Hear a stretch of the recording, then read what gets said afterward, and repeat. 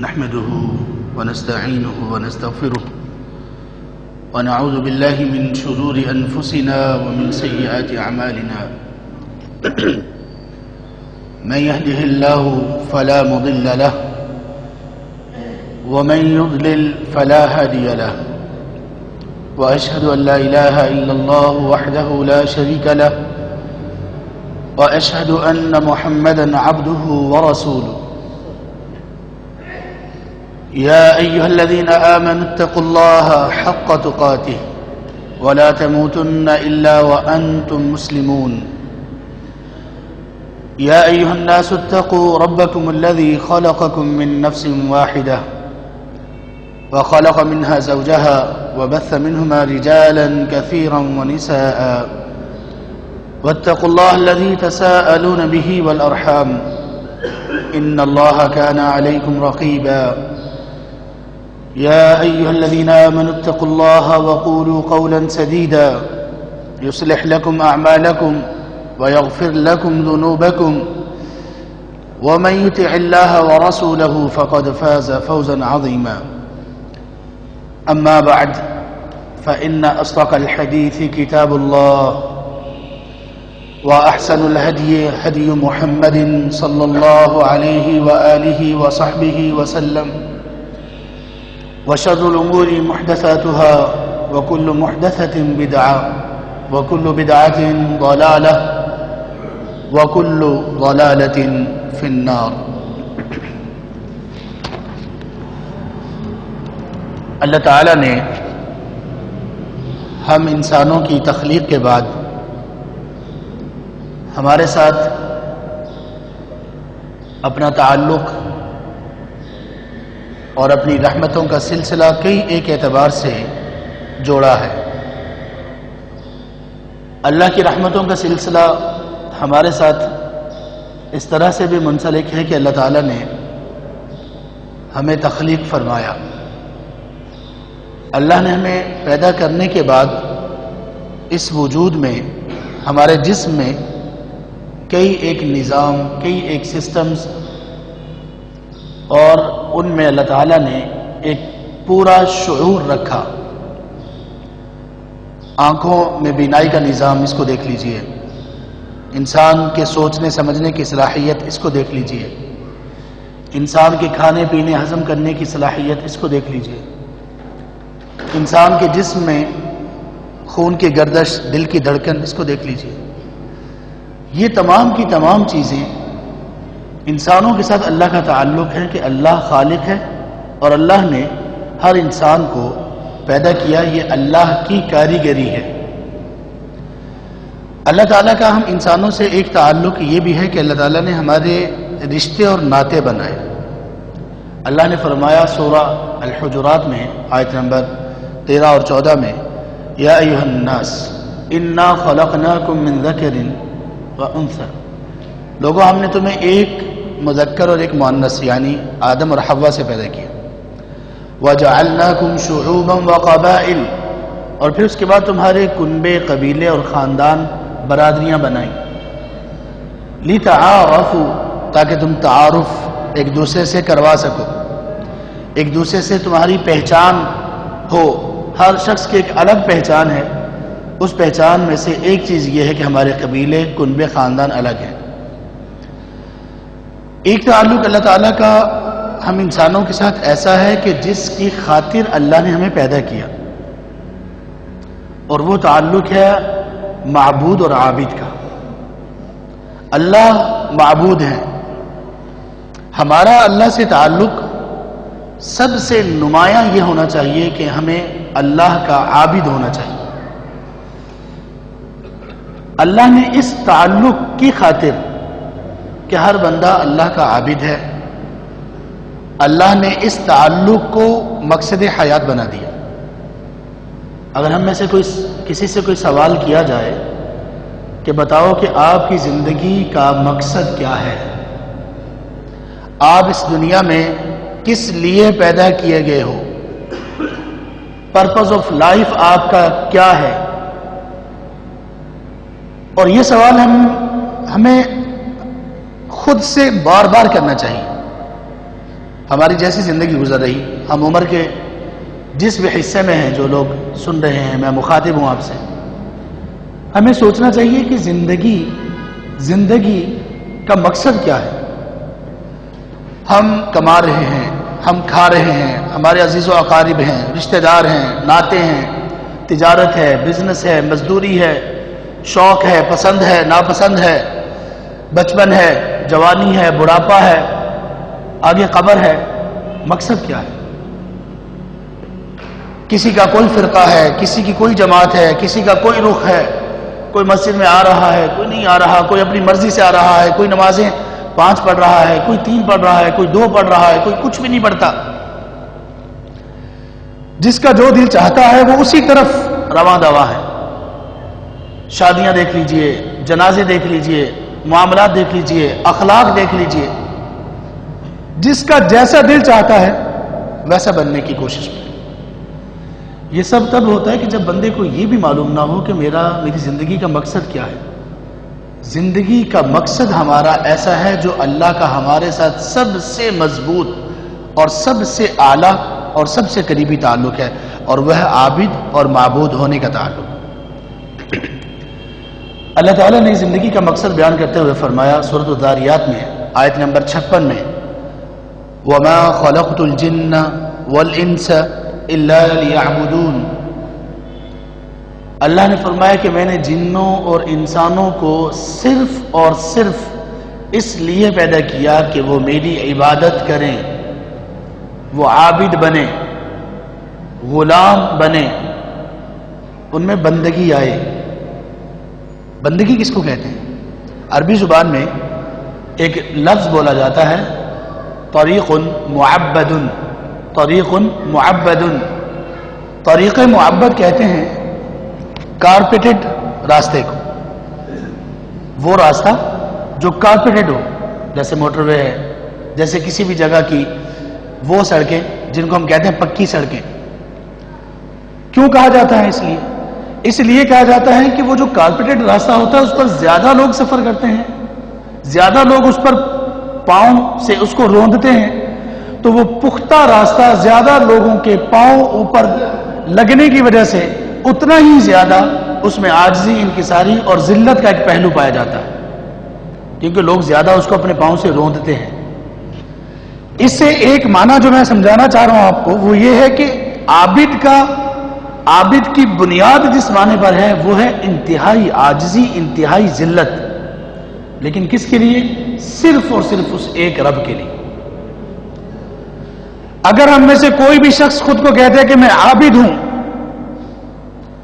اور اس میں انتہا درجے کی عاجزی اور انکساری اس رب کے لیے نہ پائی گئی تو اس کا یہ قول، اس کا یہ کلیم درست ہی نہیں ہے کہ میں اس کا بندہ ہوں۔ جب ہم نے کہا کہ ہم اس کے بندے ہیں تو پھر مرضی ہماری سب سے پہلے ختم۔ نوکر کیا اور نخرہ کیا؟ غلام اور اپنی مرضی کرے، یہ کیسے ممکن ہے؟ عابد ہونے میں جس طرح سے بنیادی چیز یہ ہے کہ اس میں انتہا درجے کی عاجزی ہو، اسی طرح سے عابد ہونے میں دوسری چیز یہ ہے کہ اس میں انتہا درجے کی محبت ہو اپنے آقا، اپنے مالک، اپنے مولا کے لیے۔ بھائیوں اور بہنوں، جب ہمارے دلوں میں اللہ کے لیے انتہا درجے کی محبت نہیں رہتی، ہوتی تو ہے لیکن انتہا درجے کی، ایسی محبت کہ دنیا کی ساری محبتیں اس محبت کے تحت ہوں، ایسی محبت کہ جس محبت کے لیے کسی بھی محبت کو قربان کرتے ہوئے بندے کو سوچنا نہ پڑے، فیصلہ کرنے کے لیے ٹائم نہ لینا پڑے کہ کیا کروں۔ ایک طرف اللہ کی محبت ہے، دوسری طرف کوئی صنم ہے، کوئی محبوب ہے، کوئی معشوق ہے، رشتے ہیں، ناطے ہیں، عادت ہے، ہیبٹس ہیں، کبھی سوچنا ہی نہ پڑے۔ دوسری بات ہی نہیں ہے اللہ اور کسی بھی دنیا کی دوسری چیز میں سے جب مجھے کوئی ایسا زندگی میں کوئی لمحہ، کوئی موڑ آیا کہ مجھے اختیار کرنا پڑے کہ کس کو اختیار کرنا ہے، تو پھر بندہ مومن عابد وہ ہے جو کبھی یہ سوچنے کی مہلت ہی نہ لے کہ مجھے اللہ کو رکھنا چاہیے، اللہ کی محبت کو رکھنا چاہیے کہ دنیا کی کسی اور محبت کو رکھنا چاہیے. اس کو کہتے ہیں عابد، اس کو کہتے ہیں انتہا درجے کی محبت. اللہ کو ہم سے صرف محبت نہیں چاہیے. ہم میں سے کسی سے بھی پوچھا جائے آپ کو اللہ سے محبت ہے، ہم سب کہیں گے جی ہاں ہے. اللہ کو صرف محبت نہیں چاہیے ہم سے، اللہ کو وہ محبت چاہیے جو ساری محبتوں سے عظیم تر ہو، انتہا کی محبت. اور اس انتہا کی محبت میں انتہا کی عاجزی، انتہائی کی ذلت اور انکساری ہو اللہ کے لیے. جس شخص میں یہ دو چیزیں پائی گئی وہ شخص عابد بن گیا. عابد، اس نے واقعی ہی اللہ تعالیٰ کو معبود تسلیم کر لیا، ورنہ زبان کے دعوے ہیں جو مرضی کہتے رہو. یہ تو ابتدائی چیز ہے، بڑی بنیادی چیز ہے. دل میں انتہا درجے کی محبت ہو اللہ کے لیے، دل میں انتہا درجے کی عاجزی ہو. اب ہم عبادت کی راستے پر، عبادت کی راہ پر چلنا شروع ہو گئے. اب اس میں کون آگے بڑھتا ہے یہ بڑے نصیب کی بات ہے. ابھی تک تو ہم نے راستہ ہی نہیں پکڑا. نام اپنا کچھ بھی ہم کہہ لیں، ہم کتاب و سنت پر چلنے والے ہیں، ہم اہل السنہ ہیں، ہم اہل الحدیث ہیں، ہم فلاں ہیں، ہم فلاں ہیں، کچھ بھی نام رکھ لو، لیکن جب تک اس ٹریک پر نہیں آؤ گے ابھی تک عابد بننے کے لیے تم تیار ہی نہیں ہوئے ہو. یہ ہے اللہ کے ساتھ ہمارا تعلق.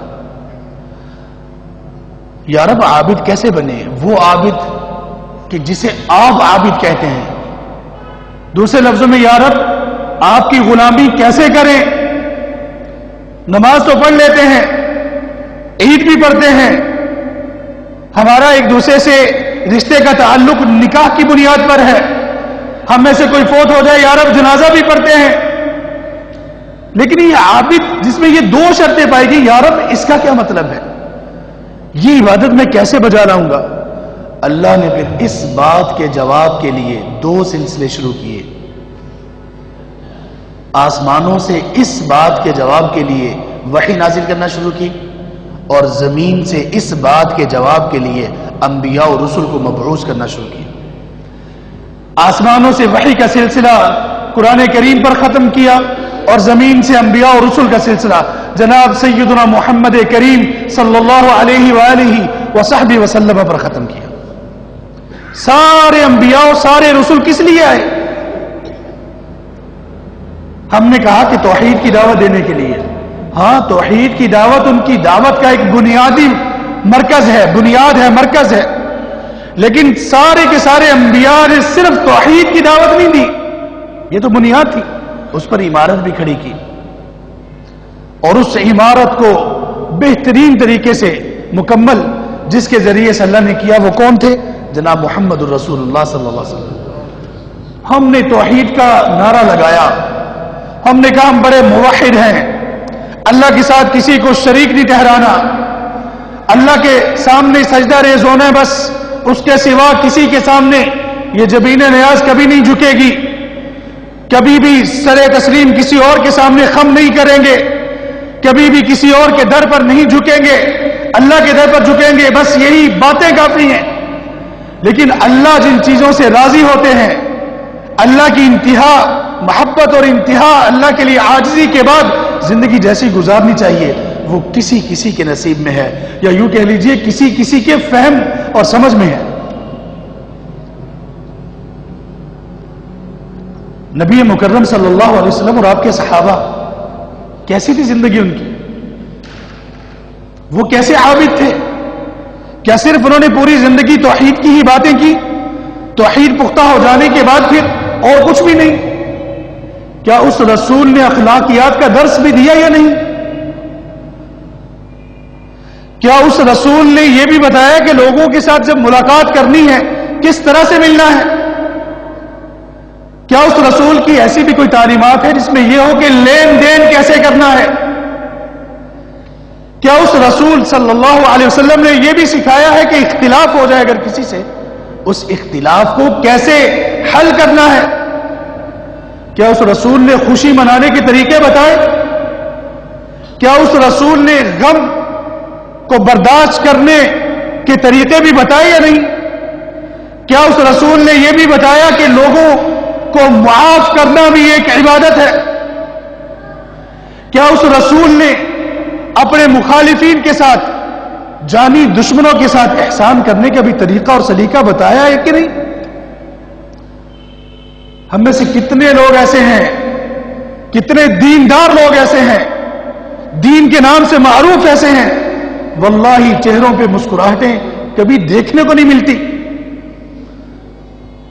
کرختگی اس قدر زیادہ ہے کہ کسی سے نرم انداز میں بات نہیں کرتے. اللہ کے رسول صلی اللہ علیہ وسلم کا طریقہ تو یہ نہیں تھا. آپ نے کیا فرمایا؟ لا تحقرن من المعروف شیئا، لوگوں قطعا کسی بھی نیکی کو چھوٹا نہ سمجھو، حقیر نہ سمجھو. وَلَوْ أَن تَلْقَى أَخَاكَ بِوَجْهٍ طَلِيقٍ، اگر کسی اور نیکی کا موقع نہیں ملتا، توفیق نہیں ملتی، تو کم از کم اتنا تو کرو کہ جب کسی بندہ مسلم سے، اپنے مسلمان بھائی سے ملتے ہو، چہرے پر مسکراہٹ لے آؤ. اگر نہیں بھی مسکراہٹ آ رہی تو بھی لے آؤ. یہ اس رسول کا فرمان ہے. اور وہ رسول ایسے فرامین کب جاری کرتے ہیں؟ وَمَا يَنْطِقُ عَنِ الْهَوَىٰ إِنْ هُوَ إِلَّا وَحْيٌ يُوحَىٰ. سیدنا عمر بن عاص رضی اللہ عنہ کہتے ہیں، سیدنا عمر بن عاص کہتے ہیں ایک مرتبہ میں نے اللہ کے رسول صلی اللہ علیہ وسلم سے پوچھا کہ اللہ کے رسول، آپ کو لوگوں میں سے سب سے بڑھ کر کس سے محبت ہے؟ کہا عائشہ، اپنی بیوی عائشہ سے رضی اللہ عنہا. پوچھا اللہ کے رسول، میں مردوں میں سے پوچھ رہا ہوں، مردوں میں سے کس سے سب سے بڑھ کر محبت ہے؟ کہا ابو بکر سے رضی اللہ عنہ. کہا اس کے بعد کہا عمر رضی اللہ عنہ. عمر بن عاص کہتے ہیں پھر میں خاموش ہو گیا، میں نے آگے نہیں پوچھا.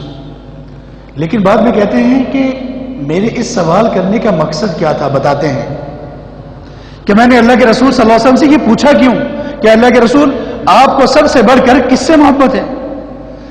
کہتے ہیں کہ یہ پوچھا میں نے اس لیے تھا کہ اسلام قبول کر لینے کے بعد میں جب بھی اللہ کے رسول صلی اللہ علیہ وسلم کی خدمت میں حاضر ہوا، میں جب بھی اللہ کے رسول صلی اللہ علیہ وسلم سے ملا، آپ اس قدر خندہ پیشانی، مسکراتے چہرے، اس قدر گرم جوشی، اس قدر اعلیٰ اخلاق، نرم گفتار کے ساتھ ملے کہ مجھے یہ شبہ ہوا کہ آپ کو سب سے بڑھ کر مجھ سے ہی محبت ہے. یہ وہ اخلاق ہے جو ہمارے رسول نے ہمیں سکھائے. ہر شخص جس سے آپ کی ملاقات ہو وہ یہی گواہی دے کہ یہ شخص میرے ساتھ سب سے بڑھ کر اچھا تھا. یہ رسول ہیں جنہوں نے عبادت کے طریقے بتائے، جنہوں نے بتایا کہ اللہ کا بندہ بننا کیسے ہے. آج ہم کیوں محروم ہیں ان نرمیوں سے؟ آج ہم کیوں محروم ہیں ان مسکراہٹوں سے؟ اس لیے کہ ہم نے عابد ہونے کا مطلب ہی نہیں جانا ابھی تک. ایک بندہ 5 وقت اللہ کے سامنے سجدہ ریز ہوتا ہو اور لوگوں میں مشہور ہو کہ یہ بڑا سخت دل، سنگ دل ہے. اللہ اکبر. اپنی نمازوں کو ریوائز کرنے کی ضرورت ہے، اپنی عبادات کو دوبارہ سے دیکھنے کی ضرورت ہے. یہ ایک پہلو زندگی کا، میں نے کہا ایک پہلو. عبادت کیا ہے؟ اللہ کی انتہا درجے کی محبت کو دل میں رکھ کر اللہ کے لیے انتہا درجے کی عاجزی، انکساری، ذلت اپناتے ہوئے اللہ کی نازل کردہ تعلیمات پر عمل کرنا، مکمل تعلیمات پر، ہر موقع پر. ایسا نہ ہو کہ رمضان آئے تو بڑے حاجی، بڑے نمازی، سر پر ٹوپیاں، شلواریں ٹخنوں سے اوپر، فجر سے لے کر عشاء کی نمازیں ساری جماعت کے ساتھ. اس کے بعد پھر یہ حاجی صاحب، یہ نمازی صاحب نظر ہی نہ آئے مسجد میں. اللہ اکبر. بھائی کس کی عبادت تھی؟ عبادت رمضان کی کر رہے تھے یا اس رب کی؟ اگر تو رب کی عبادت کر رہے تھے تو رب تو حی لا یموت، وہ تو حی ہے، کبھی اس کو موت نہیں آنے والی. وہ حی اور القیوم موجود ہے. اگر عبادت رمضان کی تھی تو رمضان گیا اور تمہاری عبادتیں بھی کی. ایسے نہیں بھائیو، یہ عبادت گزار بندے ان کو نہیں کہا جاتا. عبادت کا مفہوم یہ نہیں ہے. انبیاء اور رسول کو اللہ نے مبعوث کیا آسمانوں سے وحی کو نازل کیا یہ بتانے کے لیے کہ تمہیں بتایا جائے عبادت کرنی کیسے ہے، عابد ہوتے کیسے ہیں۔ ہم میں سے ہر ایک شخص کو معلوم ہے کہ نبی مکرم صلی اللہ علیہ وسلم پر سب سے پہلی وحی کیا نازل ہوئی، کیا تھی بھلا؟ کون بتائے گا؟ اقرأ بسم ربک الذی خلق، ایسے ہی ہے نا؟ سب سے پہلی وحی یہی ہے، 5 آیات ہیں۔ یہ سب سے پہلی وحی جب آپ صلی اللہ علیہ وسلم پر نازل ہوئی، تھوڑا سا بیک گراؤنڈ میں آپ کے سامنے رکھتا ہوں، تھوڑا سا پس منظر میں آپ کے سامنے رکھتا ہوں کہ اس وقت جس معاشرے میں نبی مکرم صلی اللہ علیہ وسلم موجود تھے اس معاشرے کی حالت کیا تھی، اور اس حالت کے اعتبار سے یہ پہلی وحی کیسی تھی، کوئی اس میں ریلیونس، کوئی اس میں تعلق، کوئی جوڑ بنتا بھی ہے یا نہیں؟ تھوڑا سا غور کریں۔ وہ معاشرہ کیسا تھا؟ اس میں قتل کر دینا کوئی مسئلہ ہی نہیں تھا، لوگوں کا خون پانی کی طرح ارزاں تھا، اس میں ہر بڑا چھوٹے کو کھا رہا تھا، اس میں جوا عام تھا، بلکہ ایک کوالٹی اور ایک خوبی سمجھا جاتا تھا جوا کھیلنا، اس میں شراب پانی کی طرح پی جاتی تھی۔ وہ معاشرہ کی اس کی درندگی، اس کی سنگ دلی کے لیے اتنا کافی ہے کہ باپ اپنی معصوم بچیوں کو خود گڑا کھود کر دفن کر دیا کرتے تھے۔ بیٹیوں سے نفرت تھی، انتہا کی نفرت، اتنی نفرت کہ کسی کے ہاں بیٹی پیدا ہوتی وہ سوچ میں پڑ جاتا۔ وَإِذَا بُشِّرَ أَحَدُهُم بِالْأُنثَىٰ ظَلَّ وَجْهُهُ مُسْوَدًّا وَهُوَ كَظِيمٌ، اس کا چہرہ سیاہ ہو جاتا، غصے میں بھر جاتا، يَتَوَارَىٰ مِنَ الْقَوْمِ، لوگوں سے چھپتا پھرتا۔ اللہ اکبر، بیٹی کی ولادت پر لوگوں سے چھپتا پھرتا۔ يَتَوَارَىٰ مِنَ الْقَوْمِ مِنْ سُوءٍ، اس برائی، اس خوشخبری کی وجہ سے، اس بیٹی کی ولادت کی وجہ سے لوگوں کے سامنے آنے سے چھپتا تھا۔ سوچتا تھا أَيُمْسِكُهُ عَلَىٰ هُونٍ أَمْ يَدُسُّهُ فِي التُّرَابِ، کہ کیا اس بیٹی کو میں زندہ رکھوں تو میرے لیے بڑی عار بے شرم کا باعث ہے، یا کہ اس کو میں زمین میں گڑا کھود کر دفنا دوں۔ سورۃ النحل میں اللہ نے یہ حالت اور کیفیت بیان کی ان لوگوں کی۔ یہ معاشرہ تھا، زنا عام تھا اس معاشرے میں، عام معلوم تھا کہ فلاں فلاں گھر میں ایسی ایسی خواتین رہتی ہیں، بلکہ لوگ اپنی لونڈیوں سے دھندا کروایا کرتے تھے جیسے ابو جہل۔ اور سب سے بدترین جرم روئے زمین پر جس کو شرک کہتے ہیں، وہ بھی اپنی انتہا کے ساتھ اس معاشرے میں پایا جاتا تھا۔ وہ پہلا گھر کہ جو اللہ کی عبادت کے لیے بنایا گیا، ان اول بیت وضع للناس، اللہ کے لیے لوگوں کو اس میں عبادت کے لیے جگہ دی جائے، اس کے لیے جو پہلا گھر اس روئے زمین میں بنا، جسے اللہ نے آدم علیہ السلام سے تعمیر کروایا پہلی مرتبہ۔ آدم علیہ السلام کا اپنا گھر نہیں تھا ابھی، کہا سب سے پہلے بیت اللہ کی تعمیر کیجئے۔ اس گھر میں جسے رونق دی ابراہیم علیہ السلام اور اسماعیل نے، اس گھر میں جسے ایک اللہ کی عبادت کے لیے بنایا گیا، اس گھر کے اندر اور ارد گرد 360 بت رکھ کر ان کی پوجا ہوتی تھی۔ یہ معاشرہ تھا، یہ اس معاشرے کا پس منظر اور بیک گراؤنڈ ہے۔ اب دیکھیے کہ جب کسی معاشرے میں اتنی بڑی بڑی غلطیاں، اتنے بڑے بڑے جرم پائے جاتے ہوں، اگر آپ اس معاشرے میں اصلاح کا پیغام لے کر جائیں تو آپ اس معاشرے میں جا کر سب سے پہلی بات کیا کریں گے؟ آپ کے سامنے، اگر آپ میں سے کوئی ٹیچر ہے، آپ کے سامنے ایک ایسی کلاس ہے، ایسے اسٹوڈنٹس ہیں جن میں انتہا درجے کی خامیاں پائی جا رہی ہیں، تو آپ سوچیں گے کہ میں کس خامی کا علاج سب سے پہلے کروں؟ آپ سوچیں گے کہ کس برائی کو سب سے پہلے ایڈریس کروں، کس برائی کے بارے میں سب سے پہلے میں ذکر کروں؟ ایسا ہی ہے نا؟ اس معاشرے میں سب سے پہلا حکم تو یہ نازل ہونا چاہیے تھا، اگر ہم اس اعتبار سے سوچیں کہ سب سے پہلا حکم یہ ہوتا کہ قتل نہ کرو، چھوڑ دو، قتل کر دو، یا سب سے پہلا حکم یہ ہو سکتا تھا کہ کم از کم بچیوں کو دفن کرنے سے تو باز آ جاؤ، یا یہ ہوتا کہ سب سے پہلا حکم یہ ہوتا کہ جو سب سے بڑا جرم ہے وہ نہ کرو، باز آ جاؤ. لیکن اللہ نے پہلی وحی میں ایسا کوئی بھی حکم نہیں دیا. شرک نہ کرو، قتل نہ کرو، بچیوں کو زندہ دفن نہ کرو، کوئی ایسا حکم نہیں ہے. اس رب کریم نے، اس حکیم و دانا نے، اس علیم بذات الصدور نے، اس اللطیف الخبیر نے سب سے پہلا حکم اس معاشرے میں جو نازل کیا وہ ایسا حکم تھا کہ اگر جو شخص اس حکم کو مان لے گا، جو اس پر آ جائے گا، وہ دنیا کی ہر برائی، دنیا کی ہر معصیت سے بہت دور چلا جائے گا اور اللہ کے بہت قریب آ جائے گا. کون سا حکم تھا؟ اقرا، پڑھو، پڑھ کر دیکھو. جب تم پڑھو گے تو تب تمہیں پتا چلے گا قتل کی قباحت کیا ہے. جس نے کسی بھی بندے کو ناحق قتل کیا، اللہ نے فرمایا وَمَن يَقْتُلْ مُؤْمِنًا مُتَعَمِّدًا فَجَزَاؤُهُ جَهَنَّمُ خَالِدًا فِيهَا.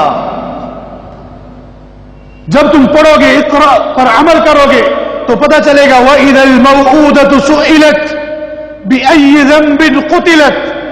جب اس معصوم بچی سے پوچھا جائے گا بتاؤ تمہیں زمین میں زندہ جو دفن کیا گیا تمہارا قصور کیا تھا.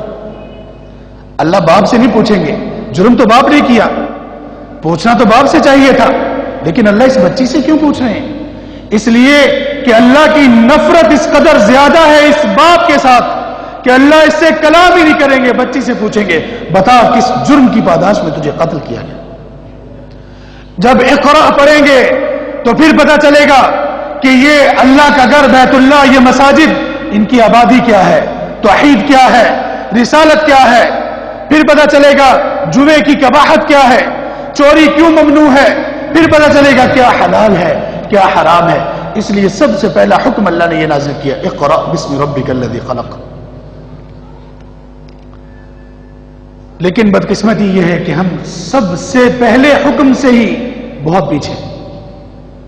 کوئی بھی ہو، اپنا نام کوئی بھی ہو، کوئی بھی رکھ لے، کتاب و سنت کا دعویٰ کرنے والے لوگوں سے میں پوچھتا ہوں، قرآن اور حدیث کا نام لینے والے لوگوں سے میرا سوال ہے، بتاؤ قرآن اور حدیث میں سے کتنی صورتیں یاد ہیں، کتنی آیات یاد ہیں، کتنی صورتوں کا ترجمہ کر سکتے ہو، سورہ فاتحہ کی تشریح جانتے ہو؟ پورے قرآن کا خلاصہ ہے سورۃ الفاتحہ. سورۃ الفاتحہ کا خلاصہ ہے ایاک نعبد و ایاک نستعین. استعانت کیا ہے، عبادت کیا ہے، کبھی جاننے کی کوشش کی؟ میں پوچھتا ہوں کہ سوال کرو اپنے آپ سے، ارکان اسلام کیا ہیں، ارکان ایمان کیا ہیں، معلوم ہے کون سے؟ ان کی تعداد کا علم ہے، ان کی تفاصیل کا علم ہے. اس کے بغیر تو اسلام ہی پورا نہیں، ایمان ہی پورا نہیں. کتاب و سنت کا دعویٰ کرنا، اہل السنہ اہل الحدیث کا دعویٰ کرنا تو بہت آگے کی باتیں ہیں. پہلے یہ تو دیکھو کہ تمہارا ایمان بھی ہے کہ نہیں. اللہ کے رسول صلی اللہ علیہ وسلم مجلس میں موجود ہیں، صحیح مسلم میں یہ حدیث ہے، سیدنا عمر رضی اللہ عنہ راوی ہیں، کہتے ہیں اطلع علینا رجل شدید بیاض الثياب شدید سواد الشعر لا يرى عليه اثر السفر ولا يعرفه منا احد. ہم اللہ کے رسول صلی اللہ علیہ وسلم کی مجلس میں بیٹھے ہوئے تھے، ایک شخص نمودار ہوا، اس کے کپڑے انتہائی سفید، اس کے بال انتہائی سیاہ، اس پر کوئی سفر کے آثار نہیں تھے، ہم میں سے کوئی جانتا بھی نہیں تھا. کیا مطلب یہ کہ مدینہ کا رہنے والا نہیں تھا اور باہر سے آیا ہوا لگتا نہیں تھا، ایسے جیسے حشاش بشاش غسل کر کے کنگھی کر کے نئے کپڑے پہن کے ابھی آیا ہو. ہم حیران یہ کون شخص ہے؟ آیا اللہ کے رسول صلی اللہ علیہ وسلم کے پاس، آپ کے سامنے آ کر انتہائی مؤدبانہ انداز میں، بھائیو جس چیز پر ہماری ابھی بڑی تربیت کی ضرورت ہے اس میں ایک ادب بھی ہے. ادب خاص طور پر کہتا ہوں اپنے ان بھائیوں سے جو کہتے ہیں کہ ہم کتاب و سنت کے ماننے والے ہیں. ادب. ہمارے علماء کہا کرتے تھے کہ ہم نے لوگوں سے کہا تقلید نہیں کرنی. لوگوں نے سمجھا ادب بھی نہیں کرنا. ہر بندہ مفتی ہے, ہر بندہ فتویٰ دینے والا ہے, کوئی بڑے سے بڑا عالم ہو. نبی صلی اللہ علیہ وسلم نے تو یہ فرمایا فَلَيْسَ مِنَّا مَن لَّمْ يَعْرِفْ لِعَالِمِنَا حَقًّا, وہ شخص ہم میں سے نہیں ہے, وہ شخص اپنا تعلق ہم سے جوڑنے کی کوشش نہ کرے جس شخص نے ہمارے علماء کا حق نہیں پہچانا. اور ہم علماء کو یوں کر کے سائڈ پہ رکھ دیتے ہیں, نہیں جی ہمارے اوپر اتباع اور اللہ کے رسول کی واجب ہے. ہاں اتباع ان کی ہی واجب ہے, جن کی اتباع واجب ہے اسی اللہ نے, اسی رسول نے علماء کو ایک درجہ دیا ہے, ایک مقام دیا ہے. تقلید نہ کرو, اتباع اللہ کے رسول کی ہی کرو. اس اتباع میں یہ بھی شامل ہے کہ اپنے علماء کا حق پہچانو. ہم نے تقلید سے روکا, لوگ ادب سے بھی گئے. جبریل علیہ السلام آئے ہیں, نبی صلی اللہ علیہ وسلم تشریف فرما ہے, جیسے تشہد میں بیٹھے ہوتے ہیں. جبریل علیہ السلام بھی اسی طرح تشہد کی حالت میں نبی صلی اللہ علیہ وسلم کے سامنے بیٹھ کے اپنے ہاتھوں کو اپنی گانوں پر رکھ لیا. کیوں؟ ادب سکھانے کے لیے. کس کس بات کو رویا جائے؟ امام عبداللہ بن مبارک رحمت اللہ علیہ, وہ محدثین کے سردار, وہ مجاہدین کے سردار, سخاوت میں ان کا اتنا بلند مقام. کہتے ہیں کہ صحابہ کے بعد اگر کوئی شخصیت ایسی تھی جو انتہائی جامع اوصاف و کمال کی مالک تھی, وہ سیدنا عبداللہ بن مبارک تھے رحمت اللہ علیہ. کہتے ہیں تعلمنا الادب 30 سنہ وتعلمنا العلم 20 سنہ, ہم نے 20 سال علم سیکھنے میں لگائے اور 30 سال ادب سیکھنے میں لگائے. کہا کرتے تھے کاد ان یکون الدین الادب کلہ, لگتا ایسے ہی ہے کہ پورے کا پورا دین انسان کو ادب ہی سکھاتا ہے.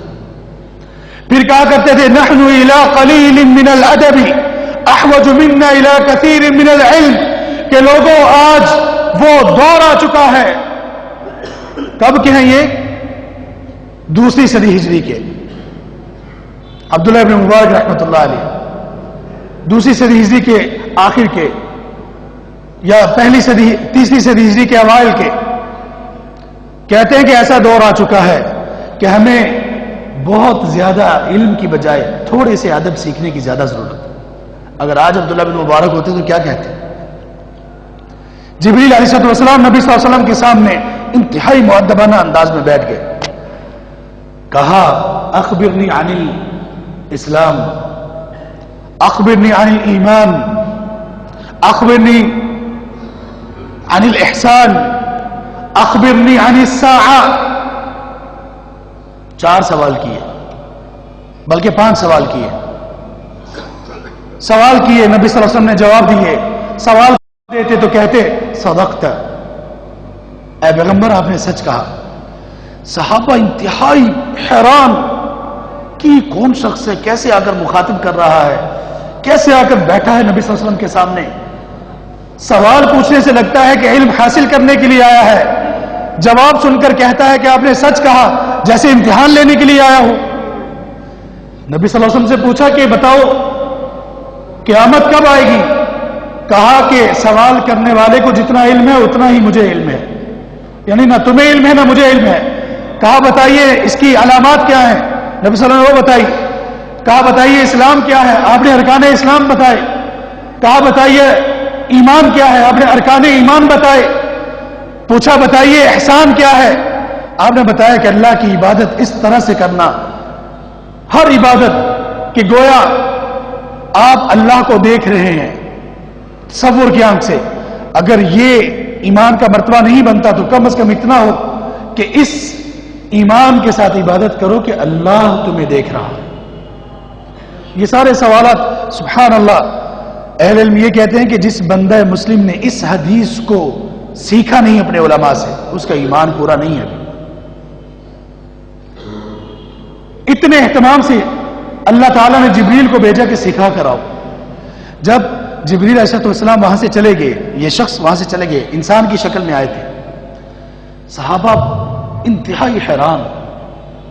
کچھ دیر گزری تو عمر رضی اللہ عنہ کہتے ہیں اللہ کے رسول نے مجھ سے مخاطب ہو کر پوچھا یا عمر اتدری من السائل، جانتے ہو کہ یہ سوال کرنے والا کون تھا؟ کہا اللہ و رسول اللہ اور اس کے رسول بہتر جانتے ہیں. کہا ذاک جبریل، یہ جبریل تھے. اتاکم یعلمکم دینکم، اللہ نے اس لیے بھیجا تھا، اس لیے آئے تھے کہ تمہیں تمہارا دین سکھائیں. یہ ہے دین. اگر کسی نے اس حدیث کو نہیں سیکھا اس نے دین کہاں سے سیکھا؟ ہم نے کہا جو بڑے کرتے آ رہے تھے بس اسی پر ہم لگ گئے. جب تک علم حاصل نہیں کرو گے کیا پاؤ گے؟ اللہ نے سب سے پہلا حکم اس لیے نازل کیا نبی مکرم صلی اللہ علیہ وسلم پر، اقرأ بسم ربک الذی خلق، پڑھو اپنے رب کے نام کے ساتھ. ہمیں سے کوئی شخص یہ کہہ سکتا ہے کہ ہم نے سکول بنا رکھے ہیں، کالجز یونیورسٹیز بنا رکھی ہیں، تو اس حکم پر عمل تو ہم کر رہے ہیں. ہم کہتے ہیں نہیں، اللہ نے جس چیز کے پڑھنے کا کہا اس کا ذکر بھی کیا. کس چیز سے پڑھنے کا کہا؟ اللہ نے کہا اقرأ، پڑھو. یا رب کیا پڑھے؟ بسم ربک الذی خلق، اس رب کے نام کے ساتھ جس نے پیدا کیا. کیا مطلب؟ سب سے پہلے یہ پڑھو کہ تمہارا خالق کون ہے، وہ خالق کیا ہے، اس خالق کے اوصاف کیا ہیں، اس کی صفات کیا ہیں، اس خالق کی خوبیاں کیا ہیں، وہ خالق ہم سے چاہتا کیا ہے، وہ خالق کس بات پر ناراض ہوتا ہے، اس خالق نے ہمیں پیدا کیوں کیا. یہ ساری تعلیمات اس پہلے حکم میں شامل ہیں. اللہ پر ایمان لانا یہی ہے کہ اللہ تعالیٰ نے ہمیں پیدا کیوں کیا، اللہ ہم سے چاہتے کیا ہیں، اللہ کس بات پر ناراض ہوتے ہیں. پہلی وحی میں کہا کہ اللہ اپنے خالق کے بارے میں پہلے علم حاصل کرو. خلق الانسان من علق، جب خالق کے بارے میں علم حاصل کر چکو تو پھر یہ علم حاصل کرو کہ تمہیں اللہ نے پیدا کیسے کیا. ایک جمے ہوئے لوتھڑے سے، ایک قطرہ منی سے، اس خون سے جس کی موجودگی میں نماز نہیں. پھر اللہ نے تمہیں تخلیق کیا، پھر اللہ نے تمہاری شکل بنائی، پھر اخرجکم من بطون امہاتکم، تمہاری ماؤں کے بیٹوں سے تمہیں اس دنیا میں اللہ لے کر آیا. کیوں؟ تاکہ کبھی بھی برادری کا، کبھی بھی حسن کا، کبھی بھی شکل و صورت کا، کبھی بھی قد کاٹ کا، کبھی بھی مال و دولت کا تکبر اور گھمنڈ نہ کرو. اللہ نے اس قابل چھوڑا ہی نہیں. سب سے پہلی وحی یہ تھی اقرأ بسم ربک الذی خلق خلق الانسان من علق اقرأ وربک الاکرم. اس بات کا علم حاصل کرو، یہ پڑھو کہ تمہارا رب بڑے ہی کرم والا ہے. لیکن یہ بھی جانو کہ کرم ملے گا کس کو. الذی علم بالقلم علم الانسان ما لم يعلم، جس نے قلم سے سکھایا. کیا مطلب؟ تمہارے سیکھنے کا انداز یہ نہیں کہ جمعہ پڑھ لیا اور بات ختم. نہیں، اٹھاؤ ورق، لو قلم اور زانوے تلمذ طے کرو، شاگردی اختیار کرو اہل علم کی. ایک ایک چیز لکھو، سمجھو، پڑھو، اس طرح سے علم حاصل کرو. یہ پہلی وحی ہے. آئیے ایک اور وحی. اللہ نے فرمایا الرحمن علم القرآن خلق الانسان. 3 آیات. سب سے پہلے الرحمن، اللہ بڑی رحمتوں والے ہیں. دوسرے نمبر پر علم القرآن، اس کی رحمتوں میں سے ایک رحمت یہ بھی ہے کہ اس نے قرآن سکھایا. تیسری آیت خلق الانسان، اس نے انسان کو پیدا کیا. مجھے یہ بتائیے کہ پہلے پیدائش ہے یا پہلے تعلیم ہے؟ ظاہر ہے کوئی پیدا ہوگا تو تبھی تعلیم اس کو ملے گی. لیکن اللہ نے سورہ رحمان میں یہ کہا کہ علم القرآن خلق الانسان، پہلے قرآن سکھانے کی بات کی، پھر انسان کی تخلیق کی بات کی. کیوں؟ اس لیے کہ جس شخص نے قرآن نہیں سیکھا وہ انسان نہیں بن سکتا. کیا خیال ہے آپ کا؟ اللہ نے 114 سورتیں بس ایسی نازل کر دی. کیا خیال ہے آپ کا؟ 23 سال کے عرصے میں جو اللہ نے یہ تعلیمات نازل کی اس کے پیچھے کوئی پرپز نہیں ہے. ہماری عمریں گزر چکی، بچے جوان ہو گئے، ہمارے نوجوان، ہمارے بچے کہاں ہیں سب؟ قرآن کی کتنی تعلیم ہے ان کے پاس. قل ہو اللہ کا ترجمہ آتا ہے، بلکہ اس سے پہلے قل ہو اللہ پڑھنی آتی ہے.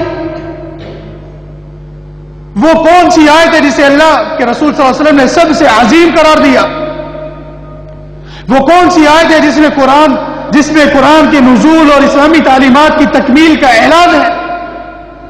وہ کون سی آیت ہے جو قرآن کی سب سے طویل ہے اور اس کا مضمون کیا ہے؟ وہ کون سی صورتیں ہیں جن کو اللہ کے رسول صلی اللہ علیہ وسلم نے فضائل سے بیان کیا؟ وہ کون سی آیات ہیں جن میں ہمارے نکاح کے متعلق، شادی کے متعلق، دوستی دشمنی کے متعلق، لین دین کے متعلق، لوگوں کے ساتھ ملنے جلنے کے متعلق تعلیمات ہیں؟ ہمیں کچھ معلوم نہیں۔ اللہ کے رسول صلی اللہ علیہ وسلم سے محبت کے دعوے ہم سب کے ہیں، بتاؤ اس محبوب کی کتنی باتیں اس محبوب کے الفاظ میں یاد ہیں؟ آئیے، اگر عبادت کرنی ہے، اگر عابد واقعی بننا ہے تو یاد رکھیے، پھر اس طرح سے بنیے جیسے اللہ چاہتے ہیں۔ پھر شروع کیجئے اقرا سے، اس حکم پر تعمیل سے بات شروع کیجئے، ہر چیز بڑی واضح ہو جائے گی، ہدایت بڑی واضح ہو جائے گی، کون سی راہ ٹھیک ہے، برحق ہے، سب کچھ واضح ہو جائے گا، اور اللہ کی بندگی بھی واقعی صحیح معنوں میں اللہ کے بندے بھی بن جائیں گے، زندگی کا مقصد بھی مل جائے گا۔ اللہ ہمیں عمل کی توفیق نصیب فرمائے۔ وآخر دعوانا الحمدللہ رب العالمین۔